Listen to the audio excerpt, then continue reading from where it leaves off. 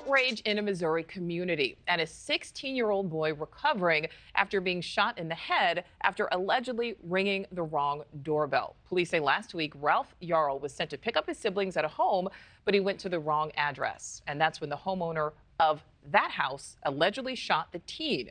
Police did take the homeowner into custody, but he was later released.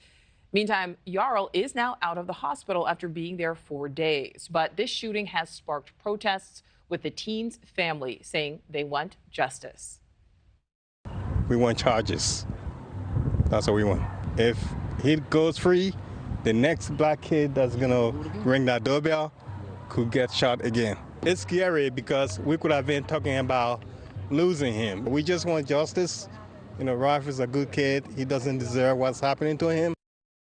The Kansas City police chief releasing this statement saying the prosecutor requires more information from investigators on this case and stresses they are committed to justice for all victims of all crimes. The police chief also saying so far there is no indication this was racially motivated.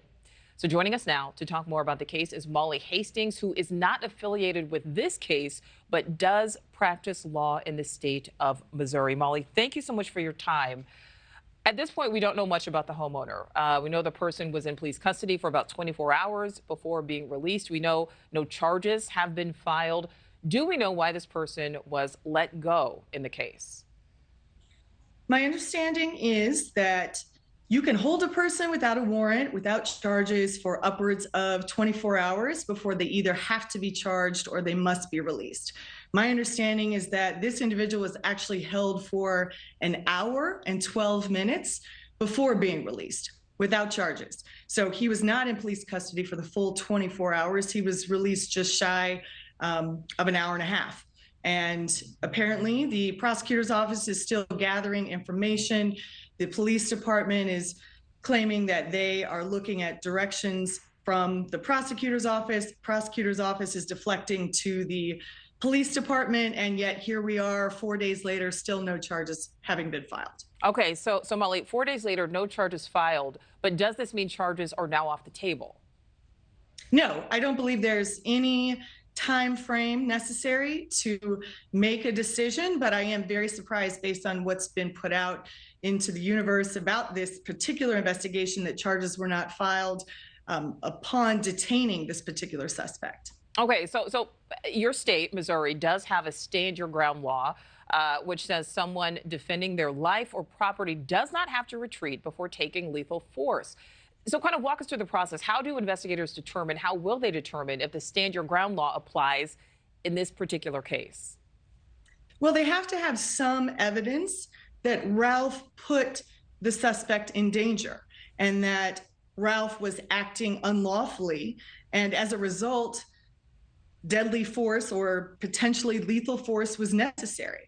And I don't believe there's been any evidence that's been uncovered that Ralph did anything other than approach this house by mistake and ring the doorbell.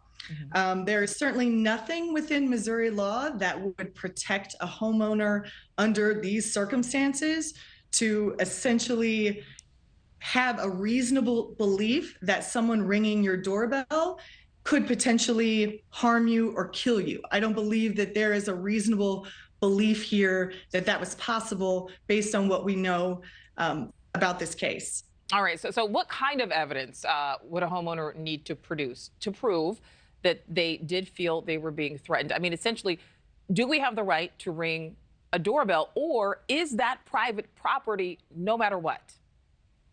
You know, when you think about it, there are dozens of examples of people approaching someone's home and ringing the doorbell and not putting anyone in danger. Police, in fact, when they are investigating a case, go door to door in what's called an area canvass and ring on doorbells. There is nothing illegal about that, nothing that would justify shooting someone on your doorstep ringing your doorbell. I think essentially if we had evidence that Ralph was armed, if we had evidence that he'd been asked to leave repeatedly and had intentions of harming this homeowner, if there was some crime that was evident that he was about to commit, and he failed to retreat. Those are different circumstances. That's not what we have in this case at all. All right. Thank you for watching. Go to newsnationnow.com to find NewsNation on your television provider. And don't forget to click the red subscribe button below to get more of NewsNation's fact-driven, unbiased coverage.